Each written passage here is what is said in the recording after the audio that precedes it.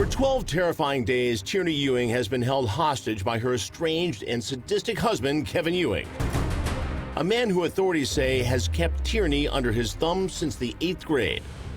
Kevin was very controlling of her. He was controlling of her phone calls, of who she saw, where she went, what she did, and that was the norm for them from the time that she was very young. He forced her to call her work and tell them that she was sick and to call off of work. She was the most courageous woman to be able to take that on a daily basis. But on July 8, 2016, Kevin made a mistake. That afternoon, he drove Tierne at gunpoint to a local credit union to pay their mortgage. I don't know what got into him, that he felt comfortable maybe, that he let her go in alone. And it was the first time she had been able to go alone. And once she was in there, immediately told them to call police, that she had been held hostage. Washington 911, where's your emergency? Crown Federal Credit Union. We have a woman that's in here, and she says that she's in the bank, and she says that her husband is holding her captive. And he possibly has a gun. He's in the parking lot. Okay, what kind of vehicle is he in? Did she tell you? Vehicle. Truck. Okay.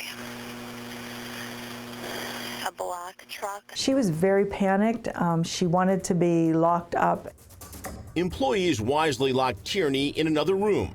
Police arrive and take Kevin into custody.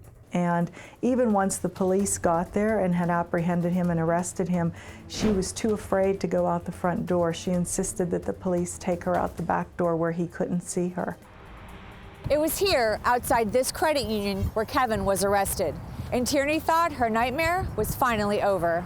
But the terror continues. Despite a court order that restricted him from having any weapons, Ewing was armed to the teeth. He had 2 loaded guns, a handgun and a rifle, and he also had a knife. Tierne is taken to a local hospital, and it's here that police learn the full extent of the abuse she has endured. And we want to warn you, her injuries are disturbing, the images graphic. She'd been pistol whipped across the head, her knees bashed with a hammer, her legs branded with a hot skewer, and spit on in the face. Even for veteran District Attorney Kristen Klingerman, it's some of the worst abuse she's ever seen. He had also beaten her. He had slammed her about the room. She had bruises on her shoulders, her back, her legs. He had duct taped her mouth shut and with zip ties and duct tape tied her in a closet for an extended period of time. At night, he would tie a cord around her neck and then tie it to himself so that she couldn't escape when he slept. When police search the Ewings' home, they find disturbing evidence of her torture and captivity. Used zip ties, duct tape, blood. But with their adult son Derek living in the home and Kevin and Tierne often leaving the house, how did no one ever notice? Our special correspondent Kim Goldman went looking for answers. And no one saw any bruises. Maybe we don't pay attention. Tierne explained to me she kept long sleeves on and did not point out the bruises. How did those kids not know? 12 days? There's a lot of unsaid questions. In fact, Tierne's own parents learned of her kidnapping in the local paper. It was unbelievable what we learned from the paper. It was front page for I can't tell you how long. Wait, that's how you found out that she was held captive. Oh my God. Her father, Rich, was even more devastated when he saw what happened with his own eyes. I went up to the DA's office and was talking to Kristen, and I come around there, and there was my daughter standing there. It's so hard. In addition to charges of kidnapping, assaulting, and terrorizing his wife, Kevin's also violated his PFA, or Protection from Abuser order. But to everyone's dismay, the judge allows Kevin to post bond until trial, which means he's freed. And the next thing we knew, he was walking around the streets. And the judge didn't think it was very harmful. Fearing for her life, Tierne turns to DA Kristen Klingerman. And they said, Kristen, can we come see you? There's someone that needs to talk to you. They brought her over. She said, he's out of jail and you've got to get him back in. If he's out, I'm going to die, and I don't want to die.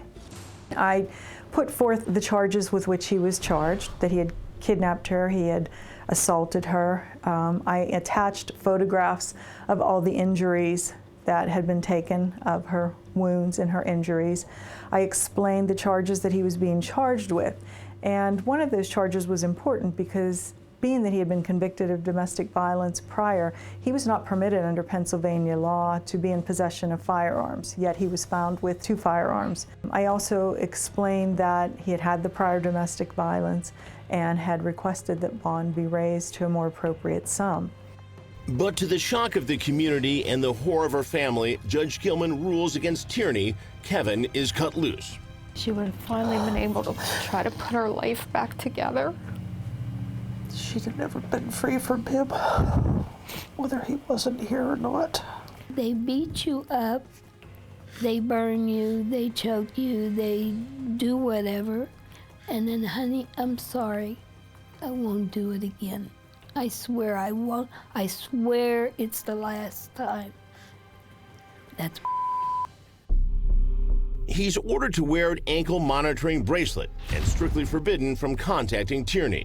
But will it be enough to keep the battered wife safe? She was certainly in fear for her life. I have to say this about her. Throughout all the proceedings, and even when she came to me and explained the horrible abuse she had undergone, she had a certain grace about her. She was soft-spoken.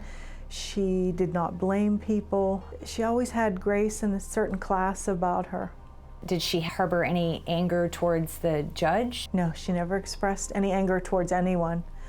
At times, tears would well up in her eyes and she would become very sad, but she never expressed anger towards anyone.